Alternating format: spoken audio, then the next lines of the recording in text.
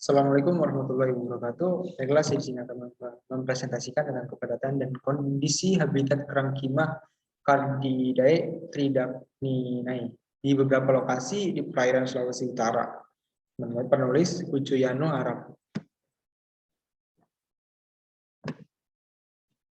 Sebelumnya, izin memperkenalkan diri. Nama Edi Bandayuda dengan MPN 254151003 kelas kehutanan A.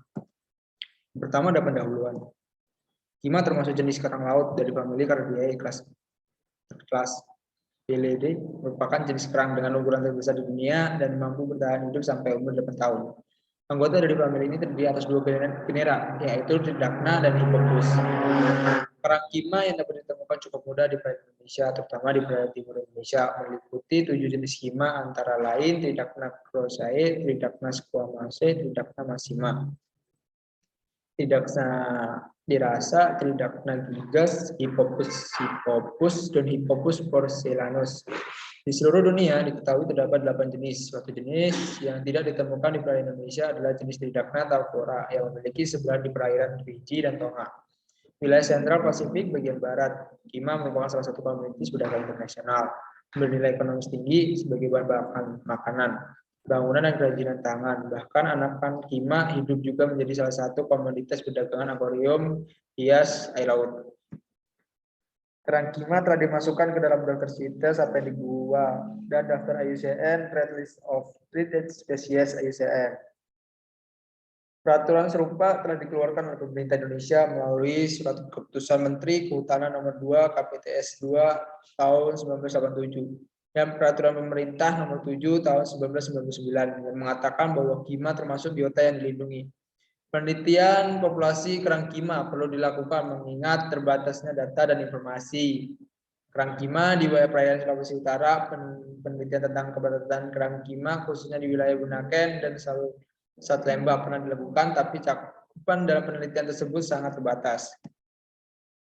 Tujuan dari penelitian ini adalah untuk memperoleh informasi mengenai sebaran dan keberadaan kimah. Beberapa lokasi di perairan Sulawesi Utara, hasil penelitian diharapkan dapat menjadi bahan acuan dalam mengambil kebijakan pengambilan pesisir dan pemanfaatan sumber daya alam berkelanjutan oleh pihak-pihak yang berkepentingan. Selanjutnya ada metode. Di penelitian ini dilakukan di beberapa lokasi di perairan Sulawesi Utara pada tahun 2007 sampai dengan 2009. Daerah penelitian dibagi menjadi 7 lokasi dengan jumlah stasiun pada masing-masing lokasi tidak sama, tergantung pada luasan terumbu karang di lokasi tersebut. Berikut adalah peta lokasi penelitian pada 7 lokasi di perairan Sulawesi Utara. Metode yang digunakan adalah Rapid Resource Inventory dan pengambilan contoh dilakukan bantuan perlengkapan selam, scuba, dan snorkeling. Pencacahan dilakukan sepanjang 10 meter dengan lebar 2,5 meter ke arah kanan dan kiri dari garis transek. Terus pengamatan setiap titik adalah 50 meter kubik atau 10 kali 5 meter. Semua jenis kimah yang ditemukan dicatat jumlahnya berdasarkan atas jenis. Identifikasi jenis kimah merujuk pada beberapa literatur yang terkait. Selanjutnya ada perhitungan keberadaan kimah menggunakan formula sebagai berikut.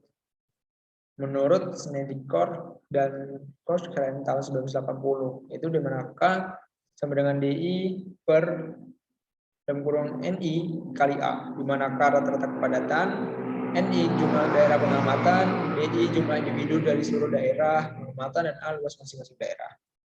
Selanjutnya ada hasil dan pembahasan. Tipe ekosistem terumbu karang di perairan Sulawesi Utara bervariasi. Dari yang memiliki rata-rata terumbu karang luas sampai yang dari landai sampai tebing dengan keunikan masing-masing. Sejumlah pulau di kawasan ini tidak berpenghuni, terutama pulau-pulau kecil. Sebagai terumbu karang tumbuh berdampingan dengan padang lamun dan sebagian lain tidak ditemukan tumbuhan lamun. Daerah yang telah mendapatkan status perlindungan seperti Wari, Pulau Monteka, dan pulau lain termasuk dalam daerah penyangga Taman Nasional Bunaken memiliki terumbu karang yang cukup baik. Hal ini juga terjadi pada pulau-pulau kecil yang jauh dari pemukiman penduduk. Berikut adalah jumlah jenis dan sebaran kimah pada masing-masing lokasi penelitian. Berikut tabel 2 jumlah jenis kimah berdasarkan atas hasil penelitian di berbagai lokasi di Indonesia. Dilihat dari lokasi penelitian, maka jumlah masing-masing dari kerang perairan Sulawesi Utara sebagai berikut. Perairan Pulau Talesi 268 individu, Perairan Likupang 197 individu, perairan sekitar Bunaken 189 individu, perairan Kepulauan Talaut 122 individu, perairan Pulau Lambeh 118 individu, perairan Bitung 116 individu, dan perairan Kepulauan Sangihe 54 individu. Dari hasil tersebut dikatakan bahwa penyebaran kima pada saat setiap lokasi tidak sama, baik dalam hal jumlah jenis maupun jumlah individu yang ditemukan. Dari 7 lokasi penelitian ditemukan total 1064 individu untuk keseluruhan jenis kima. Jenis tridacna prosesnya ditemukan di seluruh stasiun sehingga dapat dikatakan sebagai jenis yang dominan, yaitu 59,96% dari seluruh kima yang ditemukan. Jenis tridacna maxima dan tridacna squamosa hampir ditemukan di seluruh stasiun dengan persentase masing-masing 18,7 dan 8,65%. Kepadatan menurut jenis kima, hasil perhitungan menunjukkan bahwa tridacna prosea adalah jenis yang memiliki kepadatan paling tinggi, yaitu 0,32 IND per meter kubik. Sedangkan kepadatan terendah adalah jenis tridacna gigas dan tridacna derasa yang masing-masing terdapat 0,01 IND per meter. Ditinjau menurut lokasi perairan Bunaken, Likupang, dan Talase merupakan lokasi yang memiliki kepadatan tinggi 0,11 IND per meter kubik. Dan Kepulauan Sangihe memiliki kepadatan terendah 0,03 IND meter kubik. Kepadatan kima menurut lokasi penelitian disajikan dalam tabel berikut. Itu adalah tabel kepadatan kima pada masing-masing lokasi penelitian. Secara keseluruhan, kepadatan individu kima dalam penelitian adalah 0,53 IND meter kubik, yang berarti bahwa dalam daerah seluas 1 hektar terdapat 5.300 individu kima. Berdasarkan atas kriteria kepadatan kima, jika nilai kepadatan antara kurang dari 1, maka populasi dalam kondisi rendah. Pada penelitian di Kepulauan Kei dan Tanimbar mengatakan kepadatan kima 0,002 IND per meter kubik atau 20 IND per hektar. Yusuf 2007 mengatakan bahwa kepadatan kima di Krakatau, Banten yaitu 0,017 IND per meter kubik atau 170 IND per hektar. Di Kepulauan Seribu DKI Jakarta 0,03 IND meter kubik atau 300 IND per hektar. Serta di sekitar Manado dan Bitung, Sulawesi Utara 0,03 IND per meter kubik atau 300 IND per hektar. Beberapa nilai yang didapatkan kemungkinan besar karena di penelitian yang lebih lama dengan cakupan daerah yang lebih luas dan bervariasi. Fenomena kepadatan tridacna crosea tertinggi serupa dengan hasil di Pulau Lei, Pai, Laut Andaman, di Pulau Andam, Bitsi, Hinham, Lipe, Talang, Laut Andaman. Hasil penelitian Eliad di Pulau Pari, DKI Jakarta juga menemukan fenomena yang sama. Jenis ini memiliki ukuran paling kecil di antara jenis kima dan hidup menanamkan cangkang di dalam batu karang.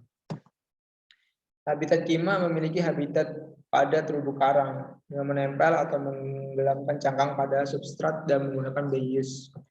Zat kimia yang dihasilkan bius menjadikan substrat berubah lunak dan memudahkan penetrasi bius pada substrat yang keras. Kadang seluruh bagian cangkang kima tenggelam pada batu karang, menyulitkan pengambilan dan teridentifikasi sehingga kemungkinan untuk dapat mengambilnya adalah dengan cara merusak batu karang tersebut. Jenis Hippopus memiliki habitat pada pasir, terutama pasir putih, dengan cara membenamkan sebagian atau seluruh bagian cangkang. Cukup banyak lokasi di Sulawesi Utara dengan substrat berupa pasir putih, sehingga memungkinkan jenis ini dapat ditemukan kondisi fisik dan kimia di perairan yang baik, memungkinkan terutama dan biota laut yang berasosiasi di dalamnya tumbuhan dengan baik, termasuk moluska secara umum, khususnya jenis-jenis kima. Keberadaan pemangsa juga merupakan faktor penting bagi keberlangsungan hidup kima dan semua organisme. Walaupun habitat memungkinkan untuk hidup dan sumber makanan tersedia dalam jumlah melimpah, tetapi jika pemangsa juga dalam kondisi melimpah, maka populasi suatu jenis biota laut tidak akan melimpah. Pemangsa bagi kima yang paling besar bahkan tidak hanya berupa biota laut, tetapi manusia. Berikut adalah gambar jenis kima dan presentasi pemilihan habitatnya di perairan Sulawesi Utara. Substrat tempat hidup kima Tridacna crosea sebagai berikut merupakan bongkahan kerang mati yang ditumbuhi alga 77%, karang genus Porites 12%, karang hidup 7%, patahkan karang 3% dan karang famili Fabiadae 1%. Bahwa jenis Kima ini merupakan pembenama seluruh cangkangnya. Pada bongkahan karang, Kima ini mengebor karang dengan dibantu zat kimia untuk menggunakan karang. Tidakna Masima ditemukan pada karang mati yang ditumbuhi alga 43%, karang genus Porites 34%, dan karang 19%. Serta karang hidup 4%. Jenis Kima ini membenamkan sebagian cangkangnya pada batu karang, sehingga dapat hidup pada bepatan karang, selama ada celah untuk mendapatkan bius. Berikut adalah kesimpulan. Ditemukan 7 jenis Kima di perairan Sulawesi Utara, yaitu Tridacna crucei, Tridacna squamosa, Tridacna massima, Tridacna derasa, Tridacna gigas, Hippopus, dan Hippopus porcelanes. Jenis yang memiliki kepadatan tertinggi adalah Tridacna crucei 0,32 Nd per meter kubik, dan terendah Tridacna gigas dan Tridacna derasa 0,01 Nd per meter kubik. Tridacna crucei merupakan jenis yang memiliki sarana ditemukan setiap lokasi. Habitat Kima di Sulawesi Utara terdapat pada 6 tipe substrat, dengan patahan karang merupakan tipe substrat disukai oleh ketujuh jenis Kima. Berikut adalah daftar pustaka. Mungkin sekian dari presentasi saya. Apabila ada kesalahan, mohon maaf. Saya akhiri. Wassalamualaikum warahmatullahi wabarakatuh.